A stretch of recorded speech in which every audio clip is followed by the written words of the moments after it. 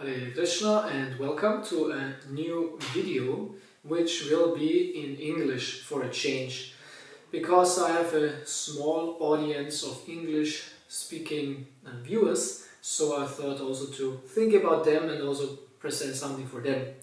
And I will speak today on my story, how I became a devotee and how I perceive Krishna consciousness, which I spoke already on these topics in German videos. So for those who speak German, these topics are already covered in the German language.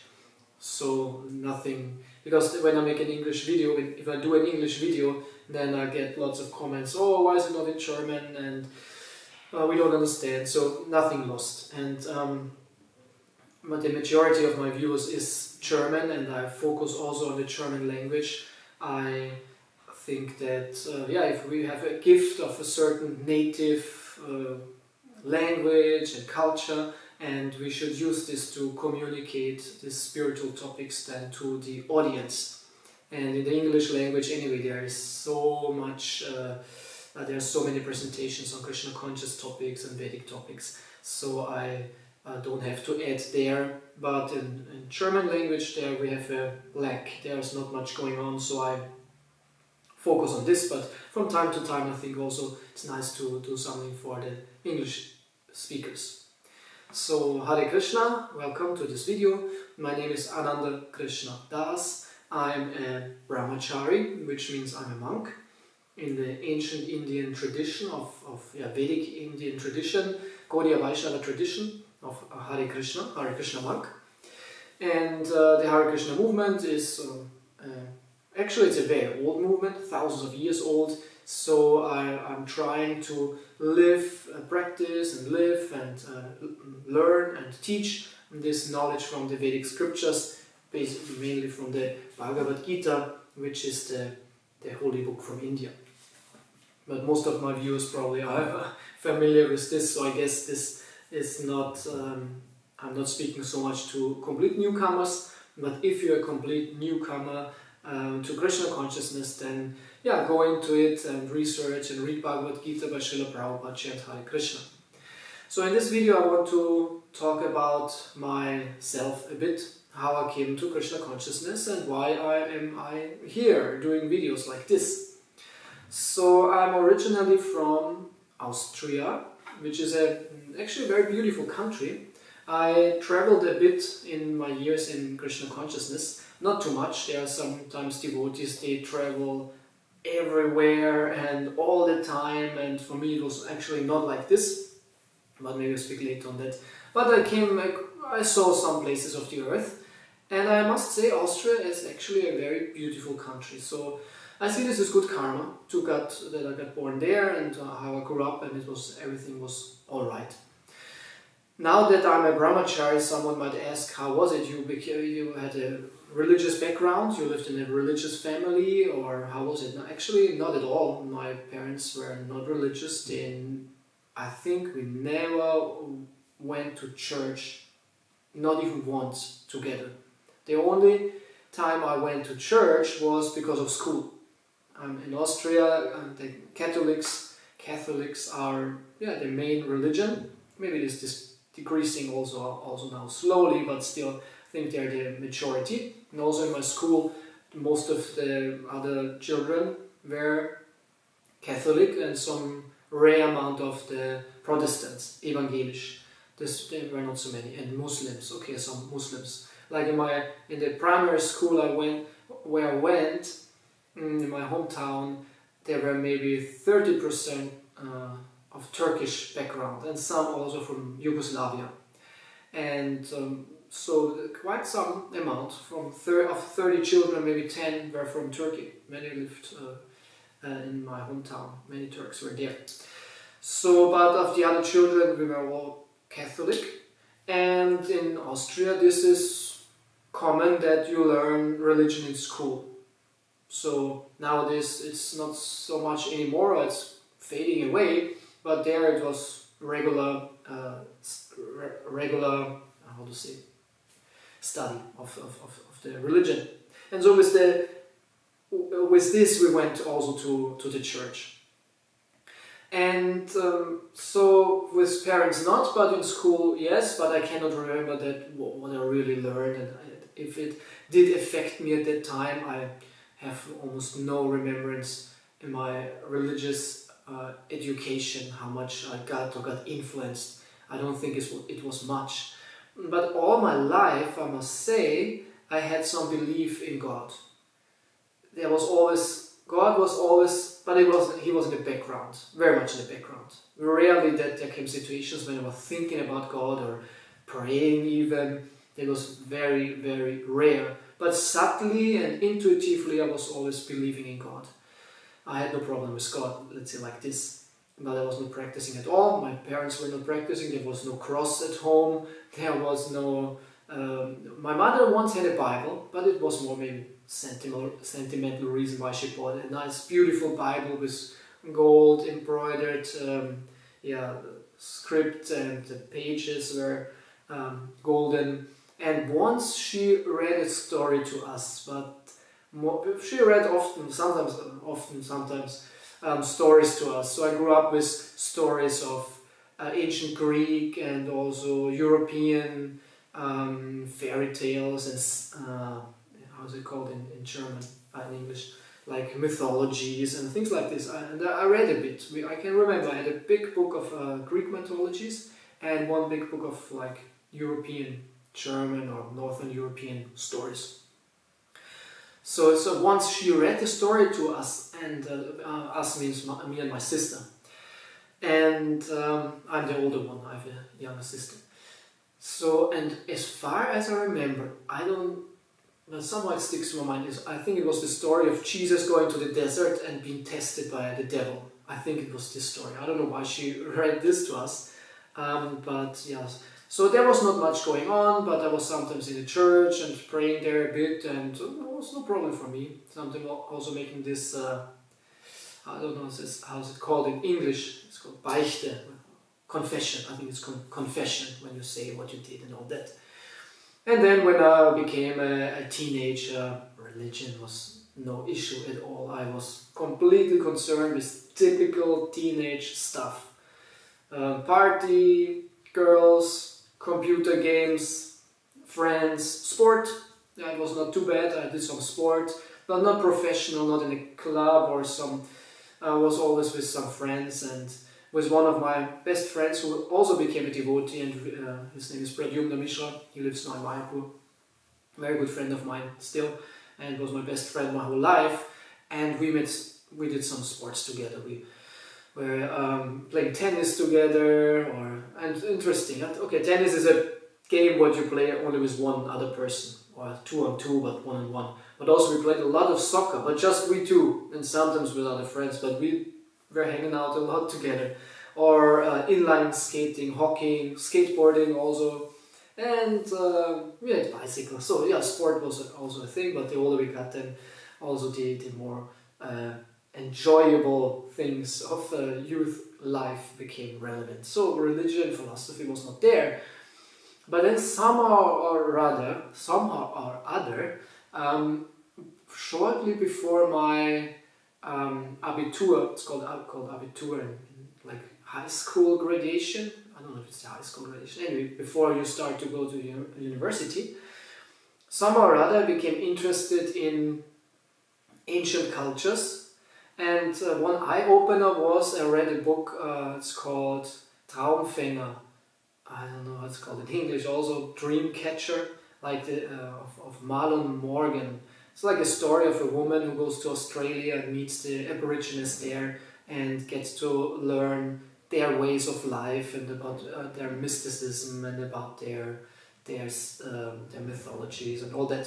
So somehow or other I was reading this. I don't know why I was reading this. At that time I started reading more. I was actually always reading. I could always read a lot and fast, but more trivial literature as a child, action stories or things like this. But then when I got older, then I read some this and that, and somehow or other came across this book. It was at home in my mother's place, and it was not too thick, but maybe 300 pages, like a small pocket book, softbound. And it touched me. Somehow it did something with me. Oh, other cultures, mysticism, complete different outlook of life, and I started playing didgeridoo, the instrument of this Aborigines. And another friend of mine had one of these, and I got myself one. And so I went into a kind of more, mystical, spiritual search. And my mother had many books at home, so I looked what she has, and I read books on India and yoga, and read Indians and ancient cultures, and about Jesus and esoteric stuff, all kinds of things. I started reading so many different books. And one of these books was the autobiography of a yogi, which is very famous. Many people know it, the story of Yogananda Paramahamsa, who came, I think it was in the 50s, came from India, also to America, and he founded this institution, the Science of Self-Realization Fellowship, something like this. The Society for Self-Realization, or some institution where he taught some, it's syncretism, I think, like a syncretistic teaching, meaning he put together Indian Vedic things with Christian things and maybe other things also. So it kind of we would call it now from a Krishna conscious point of view, like hodgepodge, kind of a hodgepodge thing. But his biography at that time, I was newly exposed to Indian spiritualism, and this did a lot to me actually, because I was very open to all kinds of things, and I must say India was never on my list. I don't think that I was an Indian in my last life, or had in my last lives anything to do with India. I was always interested in geography and history, but India never touched me. Maybe if I look to Asia, it was China and their ancient culture and Kung Fu or things like this.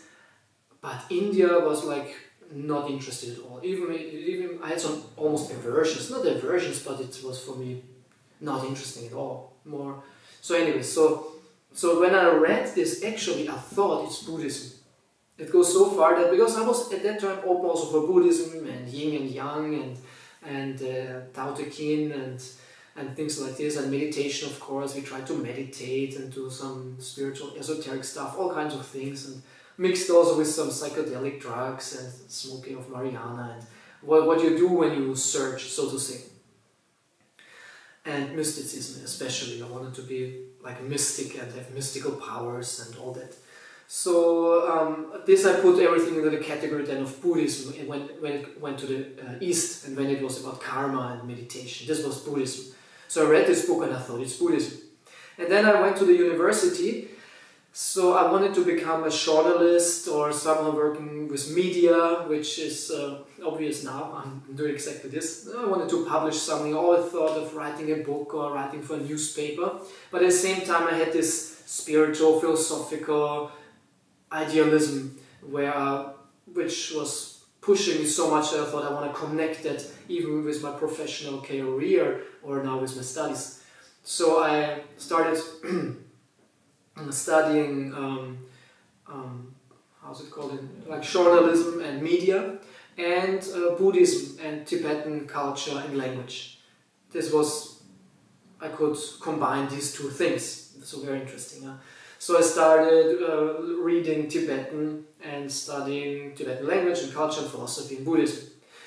And during this, the summer before I went to the university, I was reading this autobiography of a yogi, and at that time I was working at a farm in Austria, the south of Austria. I'm more from the east of Austria. Austria is a small country, so there's not so much difference, but so from the east, around Vienna, this is where I'm from. And at that summer I went to south of Austria, because I had a girlfriend at the time, and her parents had a farm. They were farmers, as farmers are, especially in Austria. They have some money, some ground, some land, and they make like lots of business there. So to simply help them and work there on the farm, simple work. All kinds of work we did in the forest, and for the cows, they had cows actually, and they had farmlands, and so to earn some money. So I had this opportunity to be there.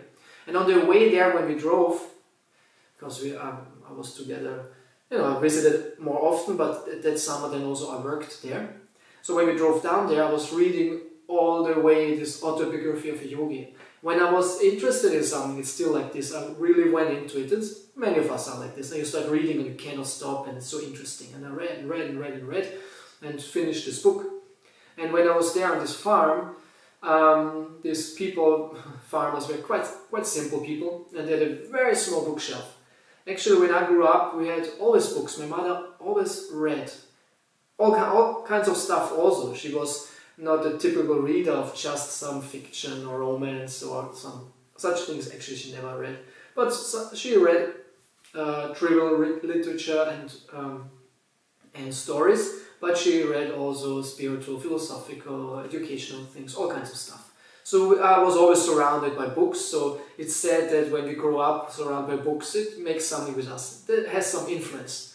And then others from the psychology department, news research shows that actually this is not true, that it doesn't matter what's your surrounding, it's all by your nature, what you develop. So I heard there are some arguments if this is true or not, but I think some socializing aspect, socialization, is happening with us when we are small, and so our surroundings and environment play a role, I think.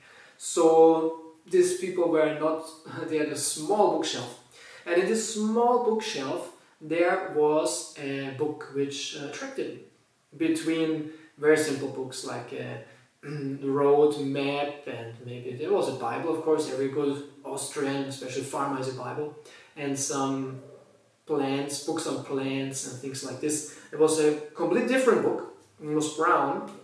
There was a little 8 written on the side, and I took it out. It was written 8 Canto in German, Achter Canto, and had this picture of like a child and who was surrounded by other people. More I could not distinguish or understand. And I thought, what's that? And I opened it, and all this Sanskrit, which at that time I was not studying, because my studies came later. So later I could see the connection between Tibetan and Sanskrit. So at that moment I did not know this is Sanskrit. I just saw the signs, and I saw this boy there, and I thought, this must be the Buddha, must be the story of the Buddha. Because I saw it's something from Asia, so everything Asia was Buddhism.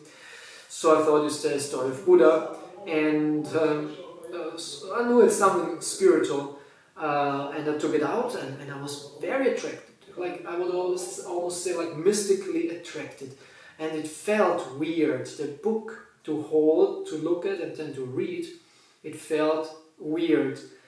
Something from another realm almost. I could not put it in any category. So before. Of course, this was the Srimad Bhagavatam 8th Canto. I will speak more on this.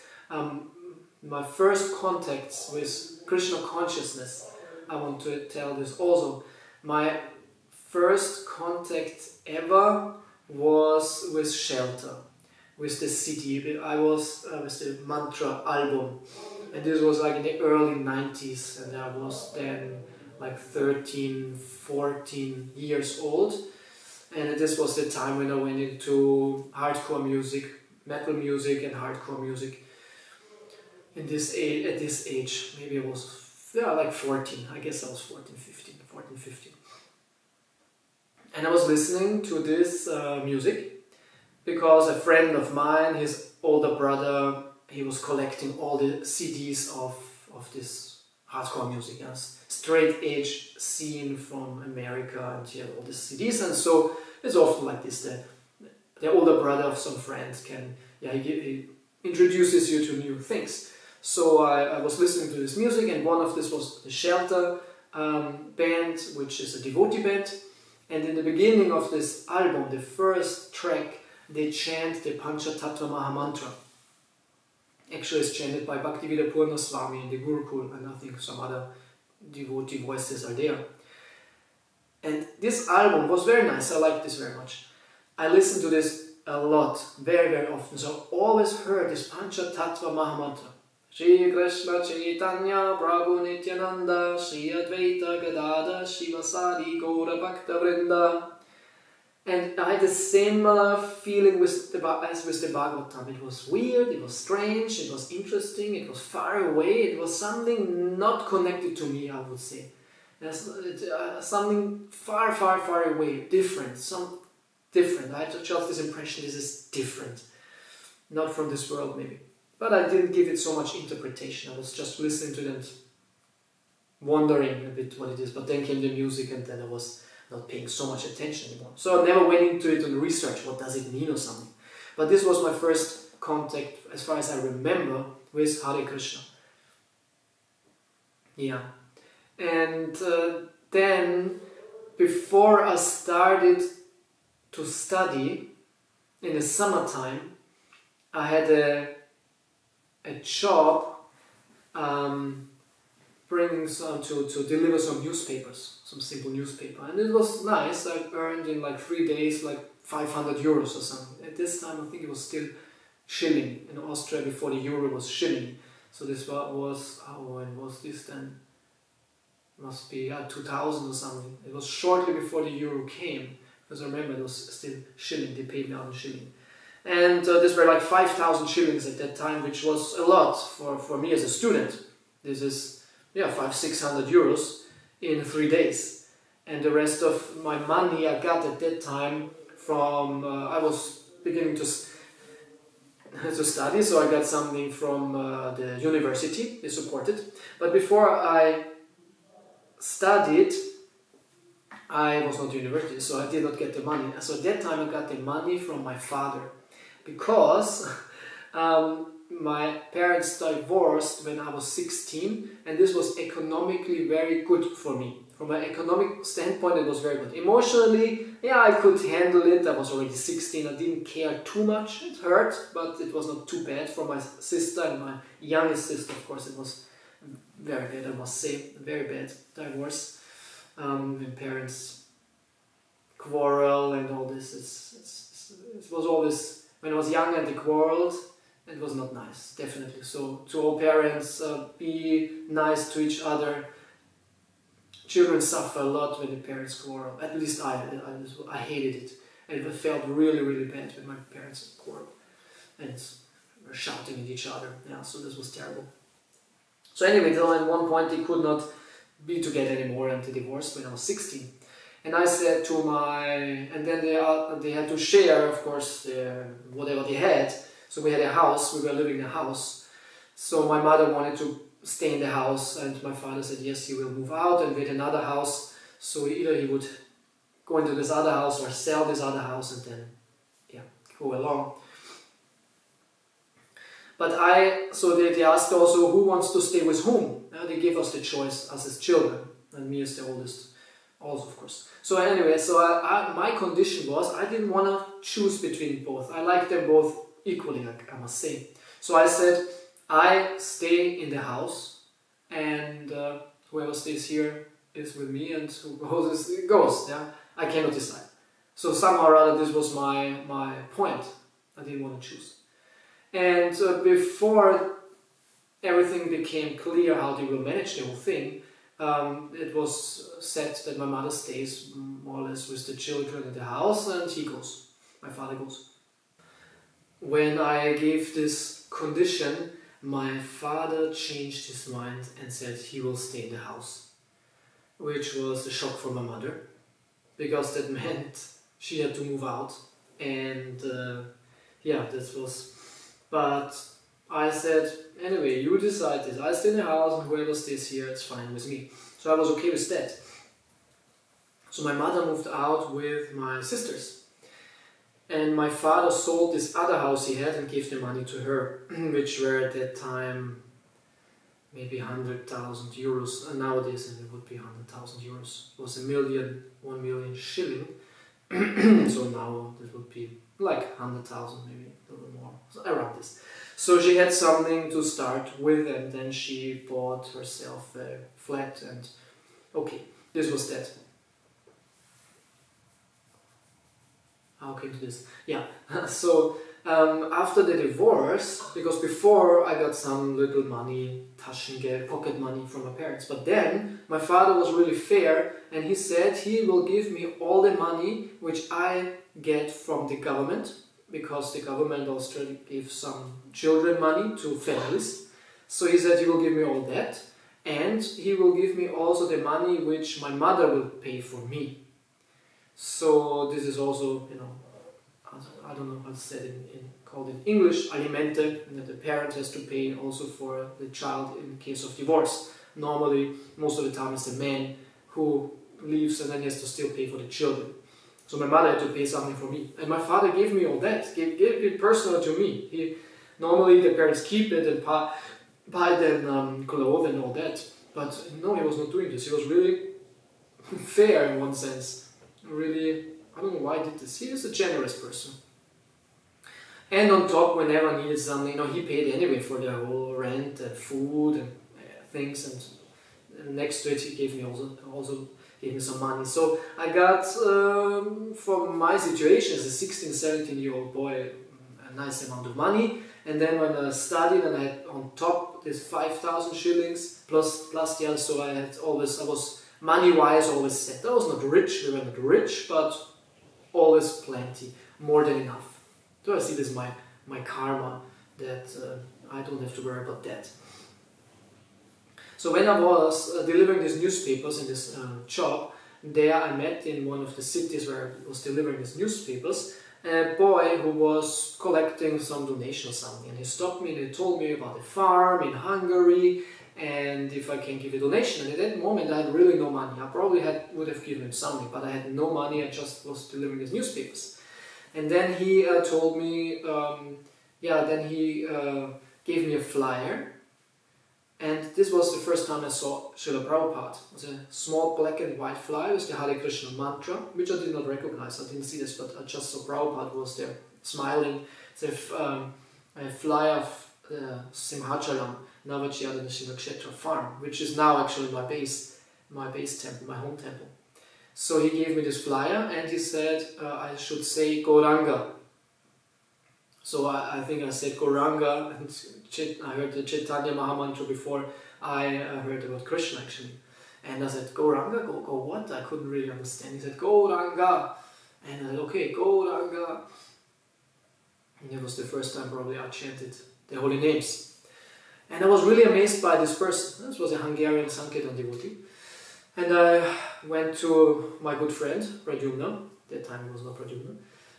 Who had a flat. And I was telling him, I met this guy and they have a farm and it's really cool. And we were hanging out in this place a lot. He had his own flat. He was working at the time. I was a student, becoming a student. So he had a flat and there we were in our peace and could do whatever we liked. And we sat hours on this couch and we were discussing things and talking. And it was actually a good atmosphere. And so we were philosophizing about the world and political situation and free living and farms and how the materialism will fall. I was reading also a book, actually it was kind of a document on Mayan calendar and 2012, because this was in 2000, so 2012, this was like, whoa, so many years, when will this come? But I believed at the time strongly in a cataclysmic event or some change or a golden age or something should happen, something will happen, and I was expecting this. I was hoping, something must change.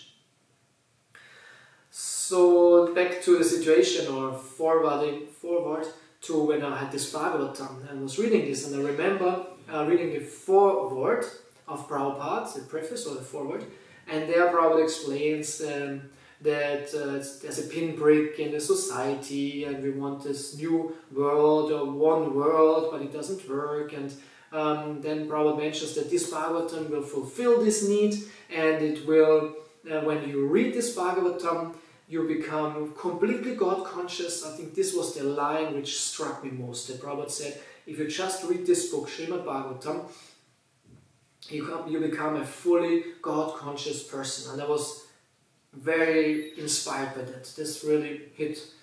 Prabhupada's words were so strong. But when I was reading it, I couldn't understand much, because 8th canto, it's in the middle of the Bhagavatam. It's a story of Gajendra and of the demons and demigods and the milk ocean, and so there's not so much philosophy inside. So now I see very much how important the philosophy is, the teaching, that we communicate the teaching to the people, and this is what Prabhupada was also doing most of the time. When we listen to his lectures, he rarely told stories, sometimes here and there, or leelas. He was mainly speaking philosophy. Who is God? What is the soul? Chant Hare Krishna, live according to Dharma, Varnashram Dharma, social issues, and things like this. But most of the time, it's philosophy, it's the teaching. And this is relevant for newcomers. This is relevant for finding our way. This is relevant for understanding the world. I was very young at that time, and I was in the phase of understanding the world in my terms and figuring out and getting a world view. So I came in contact with Krishna consciousness, but because of Prabhupada's mercy and all that. But maybe if I would have come in contact with some other organization, political party or something, I might have become a green, left or right or whatever. I was at that time very open for ideas and I was simply searching. I wanted to figure out the world. This is the age, right? So Prabhupada's words struck home, but I couldn't understand the Bhagavatam. I could not. It was not that it was just a foreword. This was touching me. So in the biography of this Yogananda Paramahamsa, I was reading a lot about Bhagavad Gita. He mentions Bhagavad Gita quite often. So I came back home after this work, and this was shortly before studies happened, before I went to university. And I was again at my mother's place, and looking through her bookshelf, and I think at that time I was not living with my father anymore. This was some years before. At that time we had a flat with my girlfriend. At that time we had a flat living together. So I was at my mother's place and looking at her bookshelf, and there I saw the book, Bhagavad Gita. It was there. The Bhagavad Gita was actually not this one, but this edition. This is the German old from the 90s deluxe version, but it had an cover. This black one has this deluxe version has a cover, but it's this one, which is, I mean, very, very beautiful. And I hope if you print sometimes again at least a small quantity of a deluxe version of Bhagavad Gita, because it was, this it just looks cool, it just looks nice, looks ancient, looks authoritative, looks serious. So I saw this and wow, and I was like enthusiastic, I was fired up. Dad, Bhagavad Gita, I read so much about it, now I have it. At that time was, as I said, reading many books and buying many books, and I had many books, all kinds of stuff. But Bhagavad Gita, of which I heard so much, and I started reading Bhagavad Gita, and this made sense, this worked. Philosophy, right? The soul, the body, the soul, and Krishna, the whole story, the universal form, and all this. And it made lots of sense, and I became actually more or less a devotee because of reading Bhagavad Gita. So please excuse if there is some background noise, because I am not in my studio. I'm at a guest right now in ISKCON Cologne, and I have this guest room, and I cannot expect the whole temple to behave according to my schedule and to my activities. So this mic might pick up some noise from outside of the devotees. I hope it's not too much. But we are, and I will speak later a bit about that, we are in a phase of building a little studio in Simhacharam, where I hope that I can peacefully and as professional as possible work and produce videos and tell about Krishna consciousness. Because right now here this is really loud. But I cannot do anything about it. I devote this, So I was reading Bhagavad Gita and I became like a devotee because of reading Bhagavad Gita. I was in the beginning, I was accepting, but at points, especially when it was about Krishna. Is Krishna the Lord or not? Because I had somehow or other strong Mayavad influence. Not strong, but somehow or other. My understanding of God was always a little Christian, like Christian mysticism probably. Christian mysticism. There was like an all-pervading, dominant presence of love, of mercy, somehow or other also personality, but not in a bodily form as we have this of Krishna's spiritual form. But somehow or other I was believing in God, who is a very personal, loving and fatherly, and I called God also God, the Leeb God. Because at that time when I started reading more of these books, somehow or other my belief in God or connection to God grew also. Suddenly I became more conscious of that, and I was believing in this spiritual being, but without prescribing to a religion. I was not become Christian or something. I just it was kind of a Christian mysticism. I was not going to church or something. I was not interested in that. I was in general not interested in religion or in a church or in a group or something like this. I would not have joined that. Also, when I read other books on yoga, meditation, then it was spoken about the guru. Actually, once I read a book and it was said you need a guru to learn all that. I was disappointed. Why do you need a guru? I want to read it here in this book now. Tell it how it works, the meditation, the spiritual life, and all this. I didn't like that because I want to do it now and on my own. Yeah, kind of typical. So I was reading Bhagavad Gita, and these points when it was about the nature of the Lord, I was fighting a bit, if it's Krishna or not, and when everything made like perfect sense, and it was too good to be true. How Prabhupada put everything, how it sounded so logic and interesting, but somehow too easy. I thought it's too easy. It's really so easy. Yeah, it makes sense, but at the same time, I could really understand Prabhupada.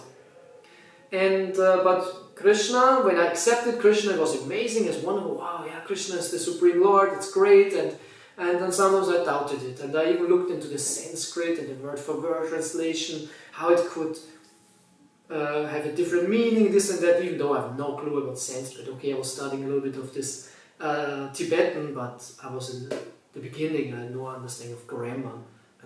No Sanskrit grammar, but still I had some sense maybe for the language, and I was doubtful sometimes.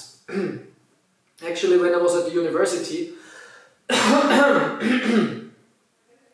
and once in the evening we had some lecture, and I had my Srimad Bhagavatam with me. Interesting, which Bhagavatam did I have at that time? Because at that time I read Bhagavatam a lot.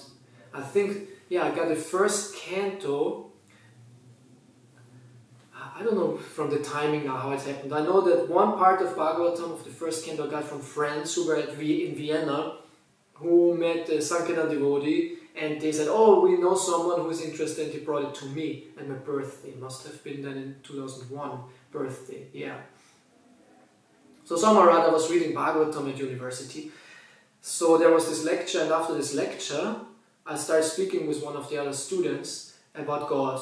Because I was believing God, and I was already a devotee from the reading of Prabhupada's books. I was convinced. Sometimes I was a little bit doubtful, but in general I was very much on this side of the Bhagavatam side. The Bhagavad Gita gave me like the preliminary knowledge, and then I was very much attracted and absorbed in the Bhagavatam. And I spoke about God and something, and then he said, but we don't believe in God. Like, we Buddhist students here, Tibetan students, we don't believe in God. And I said, wait a minute, of course we believe in God. It's written here. Because I thought still that Bhagavatam and this ancient Indian stuff, I didn't know, I don't think I figured out it's from India or something. I don't know, I was at that point still somehow covered. It's written here all about God. This is all I wanted to know actually at that time. I was really interested in this greatest of all mysteries. That what is God. God is the greatest mystery, the most powerful energy, the greatest being, Krishna, and this was my main focus and interest, God. And he said, no, there is no God. And I was like shocked.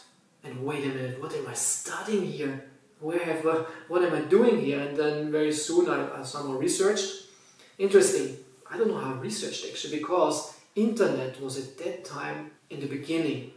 Nowadays, of course, internet is everywhere and everyone needs it and has it at university also. But at that time, I had no email account. I had no computer. I actually had no computer. Yeah, it's funny. It was not necessary. Still, paperwork was the thing, and sometimes you had to print something out, or copy something. But yeah, this was just the beginning of the whole need for computer and internet. 2000. That was around 2000, 99, 2000, 2001. Yeah. One friend of mine, he had a computer at home and he had internet, and when I went there, then I was surfing and reading things which were interesting to me. But I had no internet, my parents had no internet, and at home I had no internet, in my flat nobody really had internet.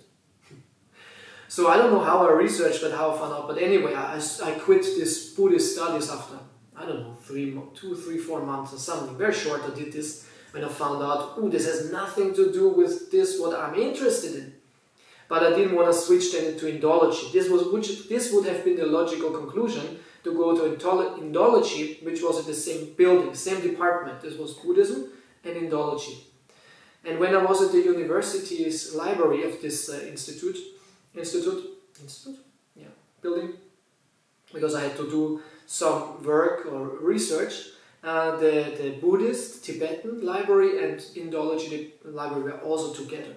So I was actually always surrounded by Vedic texts. They had all the Upanishads and Puranas, Mahabharata, and books on Nyaya. I remember there were Nyaya texts and things like this.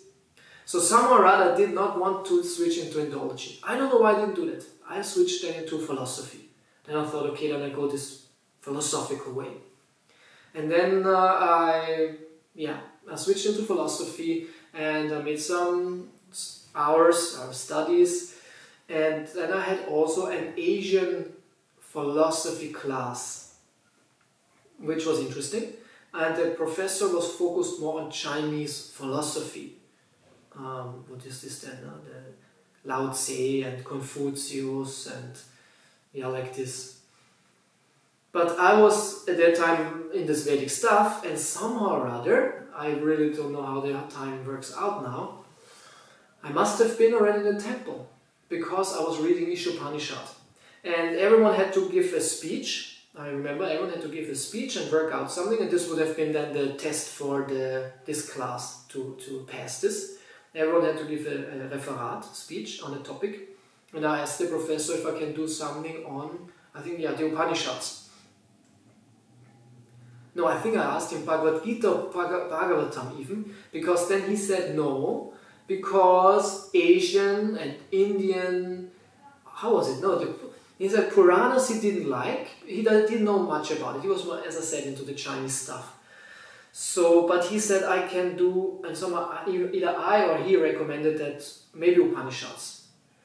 And he said, okay, Upanishads, yes. Maybe he didn't like Puranas, because too young from academic point of view. So Upanishads. Anyway, and which I took, of course, then Ishopanishad. I said, wow, that's nice. Okay, I can do a lecture, talk on Ishopanishad. And I worked something out, quite unprofessional. At that time I was so, not that I'm now unprofessional in any way, but how I worked out things and I researched and I wrote things together, it was like a whole mess actually. Anyway, so then the day was of my lecture, I was standing there and I started Om Purnamada Purnamidam. I don't know if I read the Sanskrit, at least I read the translation. Like in the first minute of the invocation of Ishopanishad. And the professor stopped me cold, immediately stopped me. And said, the Vedas or Asian religions, Indian religions don't speak about God, personal God, because Prabhupada puts that the personal God is full and complete and all what emanates from him is complete and all this like invocation. But there's a personal God mentioned. And he not smashed me, but he stopped me and said, no, work this out again. And at that time I was philosophically not schooled in the way how I'm now, educated after all these years of reading Prabhupada's books and thinking about all that stuff. So nowadays I would have refuted him in 5 minutes probably.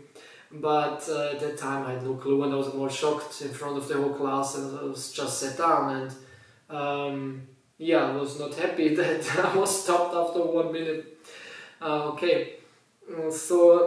And I remember also, I must have had the whole Bhagavatam set at that time, because there was one student, colleague of mine, Yeah, because I was in temple already. Okay, anyways, I'm jumping. But who wanted to do something on time. I remember he wanted to do something on time, and I brought him the third canto, Srimad Bhagavatam, with the calculation of time from the atom, this chapter in the third canto, and I went with him in the copy shop and we copied all the pages. So I thought, oh, there's a really cool stuff, and you use this also. I don't know if he ever used it or whatever. I pushed him more than he wanted it actually, because I was so fired up for Prabhupada's books actually.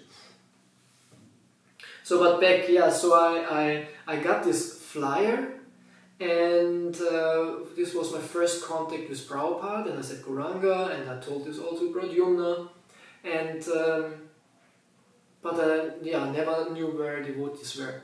And then later, I was in Vienna on the street. This was the beginning of my studies, yeah. This must have been in October, November of 2001. I was in Vienna, and there I met a German Sankirtan devotee. And his name was Navanita, and he was from Germany but lived in the temple in Vienna. The Vienna temple opened, this was like maybe 1, 2, 3 weeks after the opening of the temple. Because after 98, when Hare Krsna, when the Yatra, the German-speaking Yatra collapsed, somehow they closed also the Vienna temple. I don't know when it was. Interesting, huh? 98, Hare Krsna left, so probably at the time they closed, because they reopened in 2001. But this was then Prithu Prabhu's devotees, and Prithu Prabhu also, 2001.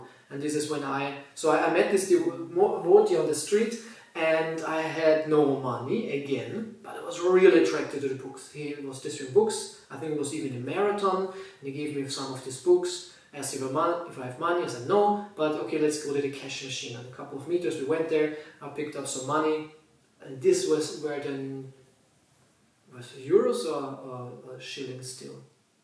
I think it was still shilling. No, it was euro. I think I picked up 20 euros. Yeah.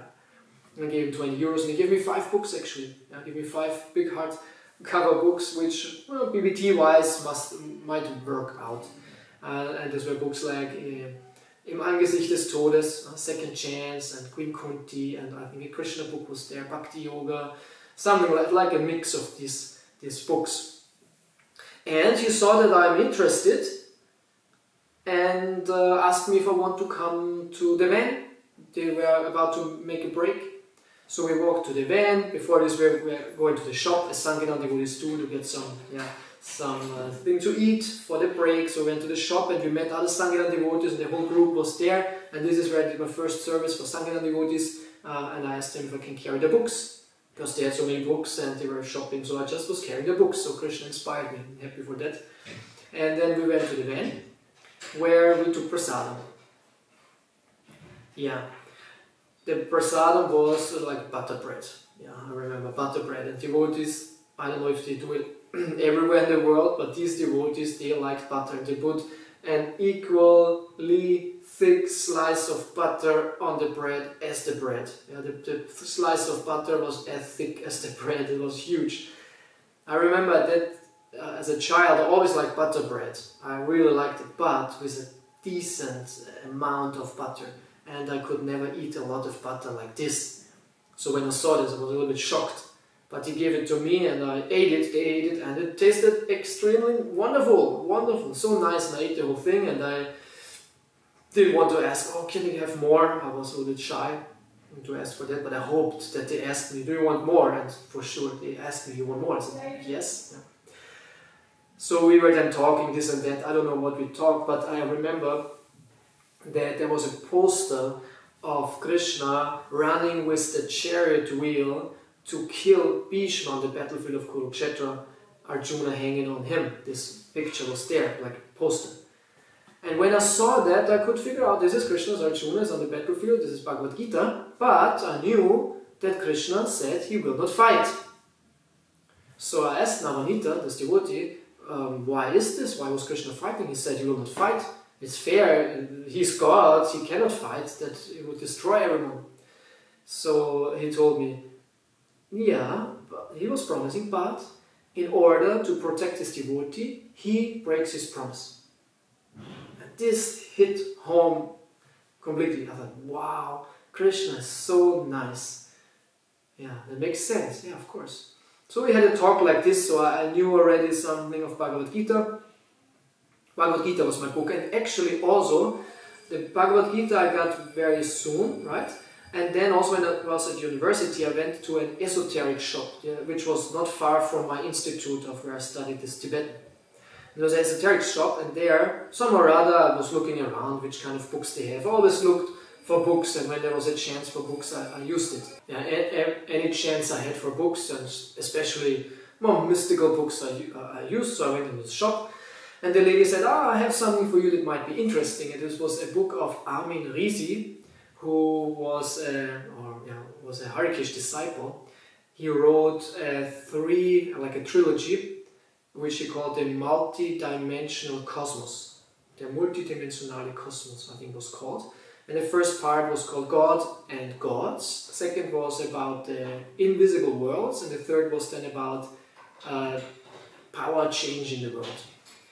So she said, this might be interesting for you. I don't know what I told her, but Armin Ries is a devotee, and she said, yeah, this book was nice. This was The Invisible World, which was the second part of the trilogy. And she said, but there are others too, but we don't have them right now, but we can order them. This was how it worked, or still how it works. So I said, yeah, please order them, and I bought this second part of it, and I read it, and I loved it so much, because in the German language he could express himself very nicely, and this first part and the second part explain very nicely Krishna consciousness. So I learned a lot from these books also about Krishna consciousness philosophy. So this was the reason why I had already some knowledge about the whole thing. So when I was in the van there, I asked such questions. So this was my concern. So this was over, I was there in the van, I met the devotees, it was super ecstatic, I had all these books, and they gave me an invitation to the temple, to the Sunday feast. So I went home in my flat, where I enthusiastically told my girlfriend about this encounter. And I was really fired up to meet the devotees. It was wonderful, it was great. I would never have gone to the devotees, right? It's really like this, I would never have gone to the devotees. I was on myself, I was reading this, and the devotees came to me. This is the reason my Sankirtan is so important, to pull the people out. I would never have gone by myself to a temple like this, so it was really important. So I was fired up, I wanted to go to the temple, and I want to read these books, and I told her all that, and I showed her each and every book. My backpack was full with my stuff and with all these books, and I showed, and she was not interested at all, kind of. She was more averse to it, because since we were together, I was reading all kinds of things, and also about conspiracy theories, and I was telling her always about all this stuff, so she probably saw that I will even go more into weird things, right? For a normal Austrian girl, and she was not that old either. I don't know how old she was at that time. I was 19, yeah, she was 18, something like that. She was like a year younger than me. I was 20, she was 18, something like this. So she was not really open for it. Yeah, maybe some other person would have been more open, and we could have gone then the path together. And I really tried also. I really was concerned about her, because I saw she was doing things which are not beneficial for her, right? Or this, what we did, right? I changed at that time, but in the beginning, yeah, due to all these parties and some drugs and watching TV all the time.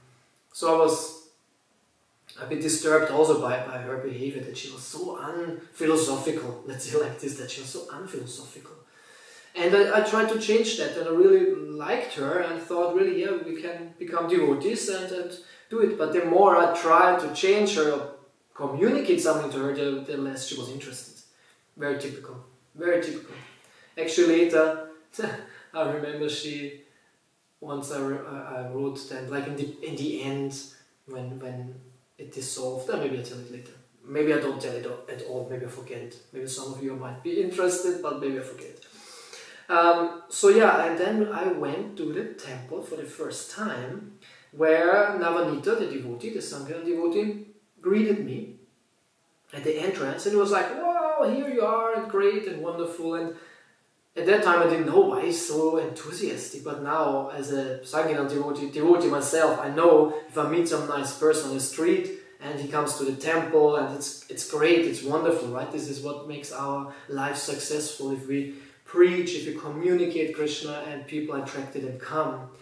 And I must say now, after all these years of distributing so many books and preaching, I would be happy if I would meet someone like me. And I don't want to praise myself, really. I try to be humble. I'm not humble at all, I just try, yeah. But I was kind of together. Of course, I had my shortcomings, and I was still smoking at the time, I had a girlfriend, all this, but I was seriously interested in Krishna consciousness. So, and I really see in all these years now, this is so rare. Such people are rare, and I met some, and some came, but these are really rare. Yeah, like in Bhagavad Gita it said, Chatura Vida Pachante Mangchana Sukriti Norchana Artochi Gyaso Artati Gyanicha Bharatashava. 4 kinds of people surrender to Krishna, who are Sukritis, who are good people, who are like to act in a good way. And you have the one who is suffering, who is really full of troubles and maybe also physically suffering, he surrenders. The one who wants riches, who is struggling with the material situation, who is poor. And then you have the inquisitive one, who is just curious, and then you have the jnani, who is searching for the absolute truth. So I don't know if I was someone who searched for the absolute truth, but at least I was curious. I was something between this curious one and searching for absolute truth, because the jnani is even higher and is really searching for the absolute truth and want to get liberated, or even bhakti or something like this. So I was not so serious, but I was very inquisitive, and when I came to Krishna consciousness, to this knowledge, I really wanted to know what it is, and it was very attractive and all that. So it must have been something from last life, or of course Prabhupada's mercy. Prabhupada says, I created your good fortune. But still we understand from Bhakti Rasamrita Sindhu in Bhagavad Gita, we continue our devotional life, so there was some continuation. It's not much, it's not that I had a lot, then I would not have been born to an Austrian meat-eater family and started smoking with 14 and started drinking with 14. I had my first Vollrausch, is that in German is that Vollrausch, like fully drunk. I was 14 years old, and probably this is not even young nowadays, they are drunk with 10 or something. But anyway, so it's not that I was a great, in some sense great person, but somehow I started with this interest. And it's nice if you meet such people, because they have a serious interest. It's not a sentimental reason why they come, they are seriously interested. So I came to the temple and he greeted me, I was very happy and it was interesting. And I was actually not shocked, because I thought temple, and I really thought, I go now to the temple, and this was actually then a Vienna flat, a flat in Vienna, Rheinbrechtsdorfer Straße, a little bit to the center even of Vienna. But it was okay, and I came with 3 friends. I brought 3 of my friends, and kind of the first thing Navanita did is that, oh, our guru is also here now, you want to see him? And I don't know, yes. I had no clue. How do we have any clue if we come the first time to the temple, right, to the Sunday feast? I did not know what's going on. I just wanted to visit there. I thought the people are nice when I met them in the car. I liked the books. This was the main thing. And I wanted to check it out. So he kind of shoved me in a room which was darkish, because it was November at that time, and we must have been there at 5 o'clock or something. So it was already dark. I remember the room also was dark, only a little light. And there was sitting Prithu behind a table, a desk like this, on the floor. And it had a special atmosphere. The guru, which was a German, but still, not like some Indian sage or something, but still it had some certain atmosphere in the room. And I sat down, and Prithu Prabhu, the master in making devotees, very entertaining, attractive, and warm-hearted person, made me comfortable and asked me a couple of questions. And normally I was always kind of talkative and asking questions, asking the right questions, also with Navanita and the van. I could communicate. But at this moment I was like, nothing. I felt no thought, felt stupid, and I felt, oops, how to say, displeasing this person. I thought I will displease him now because I'm like a useless guy. Interesting, yeah. And he just told me about kind of sprouts. At the time it was on this raw food stuff, sprouts, and then he gave me some almonds to eat, which were peeled almonds. And I think he explained to me why to peel them, and then he showed me the pictures of him and George Harrison, that he met George Harrison, which is a big thing. Now I see it's a huge thing to meet such a celebrity, but that time I did not know who George Harrison was. I knew the Beatles, I knew the names of John Lennon, of course, and of Paul McCartney and Ringo Starr. Ringo Starr knew less, but still, Ringo Starr. George Harrison I did not know. I think he's also the at least known Beatle. I think at least for me it was like this. So it was not so impressive that he was hanging out with George Harrison. But still, so this meeting was there, and some older lady came and she was sewing some pants for him with a rubber, is this called rubber strand, like elastic pants, something like this. I think her name was Annapurna, some older Mataji. And I somehow left the room, and there was then Bhajan, and then also Preacher Prabhu gave the lecture. This is what I was coming for the temple, for the lectures. Also then after this, when I always went to the temple, it was because of the lectures. I want to hear the philosophy and talk with the devotees. Now I go into the whole story. I think I could talk now hours. So I didn't want to make it so detailed and long. Maybe I'll make a second part, but I will wrap up soon. So the lecture was good, and then was prasadam. And prasadam was great, I liked it, and I was there with my 3 friends. And then there were so many text messages coming in of my girlfriend.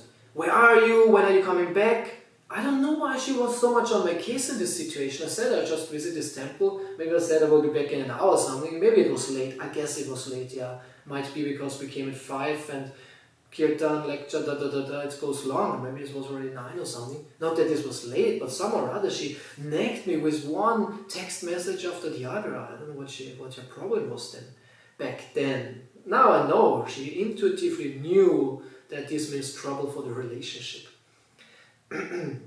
Which does not necessarily always has to be like that. Yeah?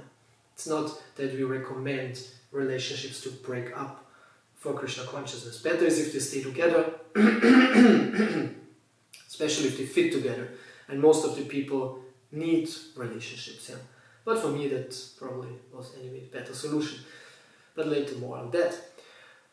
So, and then Sunday feast was over, and to prasadam, and then we went out, and I don't know if it was in the beginning or the end. When we came, there was a book table at the entrance of this temple room, and there it was standing, the whole Bhagavatam set. On this book table, they stacked it like this, it was standing like this, one after the other, the whole line, and I knew, wow, this is the Bhagavatam.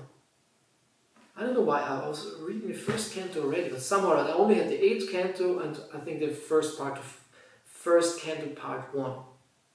And then I saw it, the whole set, and I had to have it. But I had no money. And it was expensive. Of course I got some money, but still it was, at that time, it was like, yeah, how much was it actually? I forgot. That's like 200 euros, like, and it was euros, no, it was shilling, it was still shilling. I mix it up. Actually, it's not so important, I guess. I just go into these details, I'm sorry. So anyway, I had no money, so I told my friends, I think it was 2,000 shillings, yeah.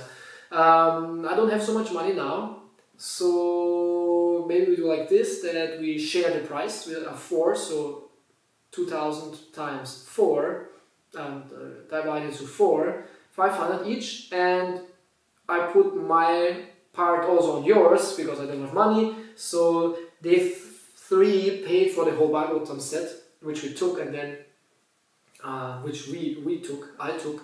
We shared, everyone got 3 parts because there's a 12, so everyone had 3.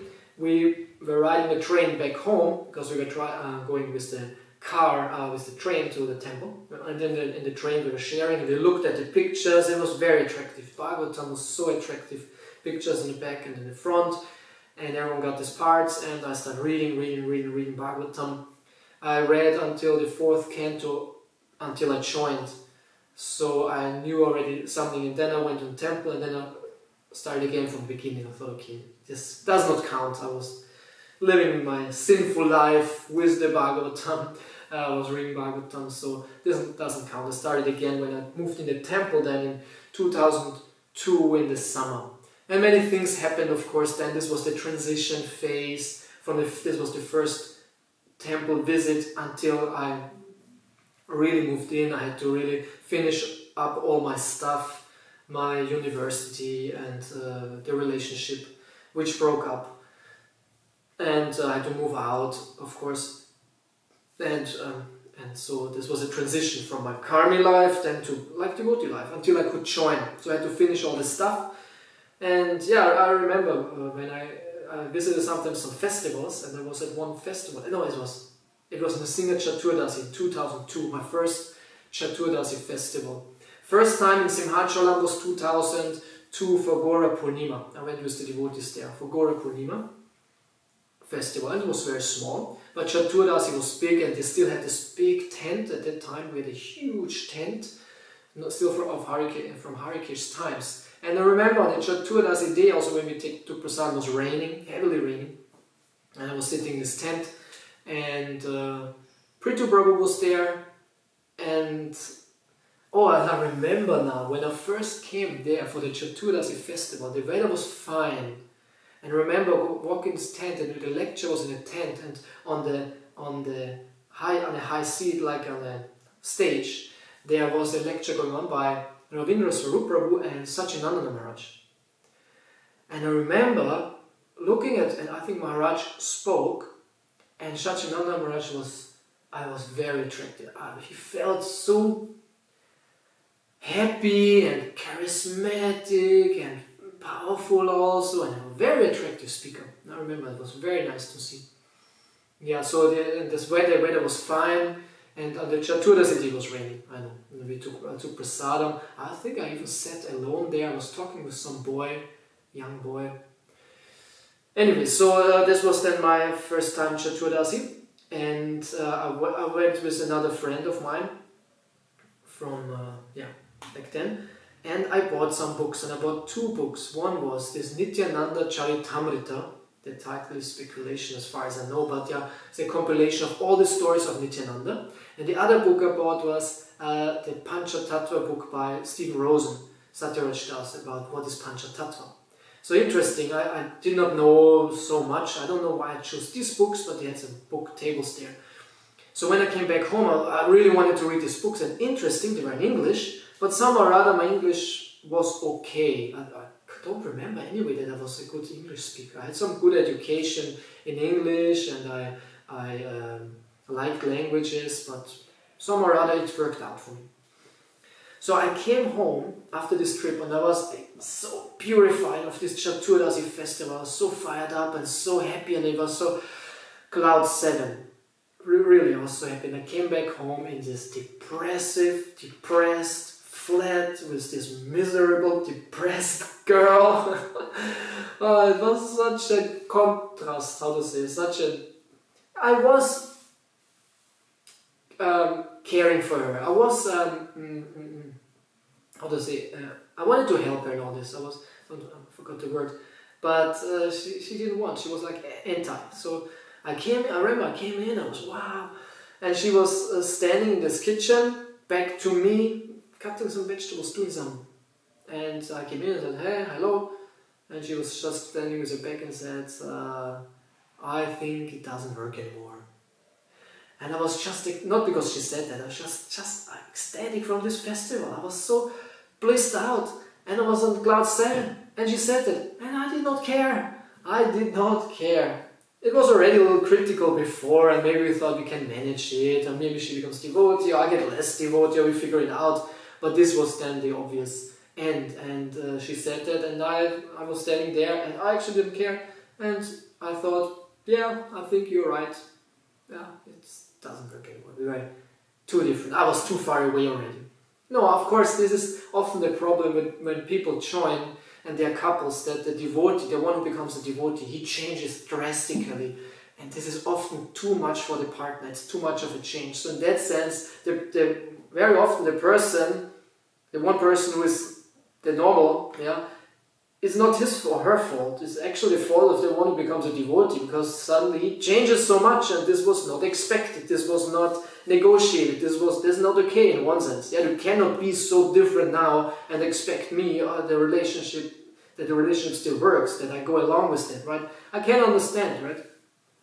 Still, we have to become devotees. And if we have to break up the relationship, so what must be? This is not so relevant. Of course, when they are married, if they have children, this is more complicated. And this is very complicated, I know. But I was a young boy, and we were 2 years together, and we had no strong bonds. We had no children. We were not married. We had not much. We shared the flat together. That's it. So there was nothing to give up in a big way. There was some attachment, but even that, it was not too big, because Krishna gave me so much nectar, right? So I said, yeah, probably. And she was like in this emotional, sad mood. Now it's over. And I don't know what she expected, that I just hold her and cry with her because it's over. I don't know. I just wanted to read my books. I was just, wow, I want to read it. Yeah, it's true. And anyway, so I went in this other room. There were like 3 rooms in this flat. You came in this one entrance. There was in the kitchen. There was a small bathroom, but then there was one room here and one room there. This was the sleeping room. This was like the living room. And someone or other went in the sleeping room and sat there and started reading. And it was so nice, because Panchatattva and Nityananda, I think this is a combination of supreme mercy. Especially when we're in the beginning and we are new and we need mercy and we need this. We need this mercy, and we are very receptive. I don't know if everyone is like this in the beginning, but I guess that we are very receptive for mercy, and we can just take it in and make tremendous advancement. So I was really blissed out by this book about Nityananda. I was actually in bed already then. It was later. I was reading, and it was so nice. The feeling of Nityananda's katha was so strong, so fulfilling. And then my girlfriend was in the other room watching some movie with another of her friends, and then she just came to the room and said, "Don't you want to be with us now, or with me now?" And I thought, no, actually not. I want to read this book. Something like, take part now, now anyway it's over, and take part and don't be so asocial. And because I was becoming a little bit asocial, I could not hang out, especially with her friends anymore. And when we visited home and we went to drink something, or I was too much interested at that time already in the books. I remember I was at home there at her place, and I read this verse. This was my first verse of Bhagavad Gita. I learned 2:17. Avinashi tutat vidi yena sarva mitam tatam vinasham avyayasyase nakashit kartum arati. This struck me so much when Krishna says that nobody is able to destroy the soul, right? It is an immortal being, and avinashi tutat vidi. Know that the soul is avinashi, indestructible. And I learned this actually there at home, this Sanskrit, because it's, I can only say at that time, it struck me so much. Krishna consciousness struck me so much. It was like a drastic change. So she came and said, "Oh, don't you want to be with me?" She gave me like a bad conscience. So I went there and I sat on the couch and watched this stupid movie. I still know which movie it was actually. And I was not interested at all. I was just sitting there because to make her feel okay. And that's slowly, because this was Chaturdas, it must have been then, I could recount that when that has been. Man, this is an eternal video. I'm very sorry, but I fell into this, and I remember now so many details, but I don't want to overburden you. I just want to look this up now.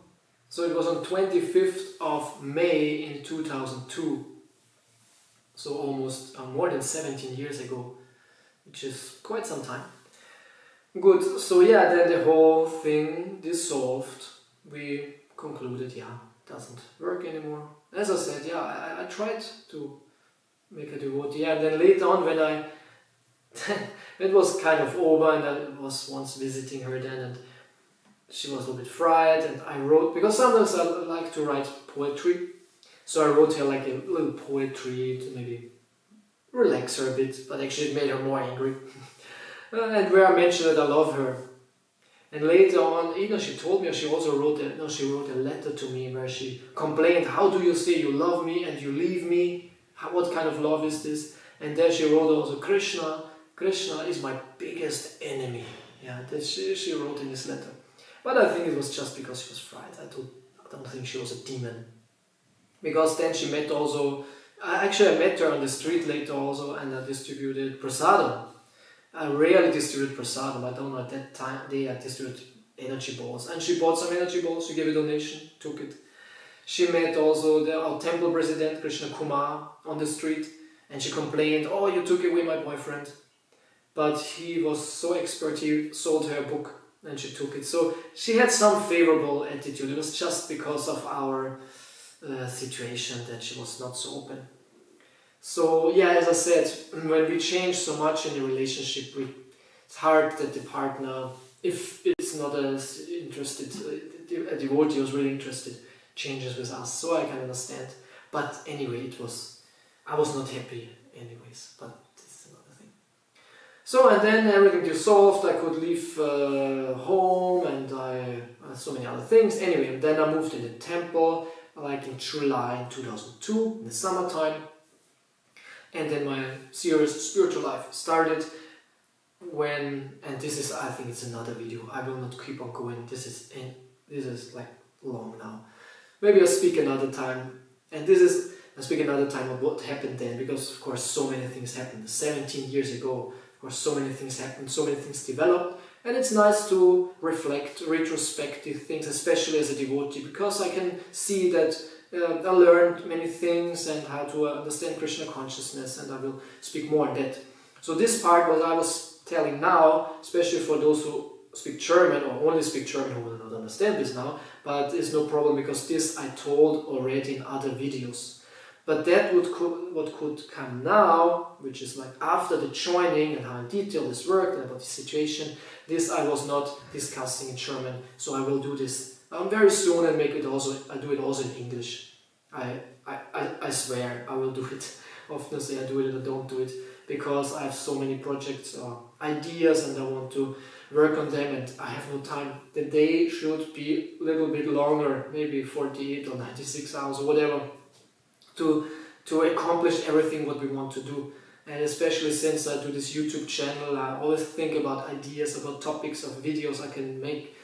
And the list is endless, and some things I can do easily, I just sit down and talk about it, like this is of course, I don't have to research that, but also about other philosophical things. But some things I have to research and go into it, and this takes some time. This is super exciting to learn and then present, but this takes time. And my list is so long with things, with topics which I should research and some which I don't have to research.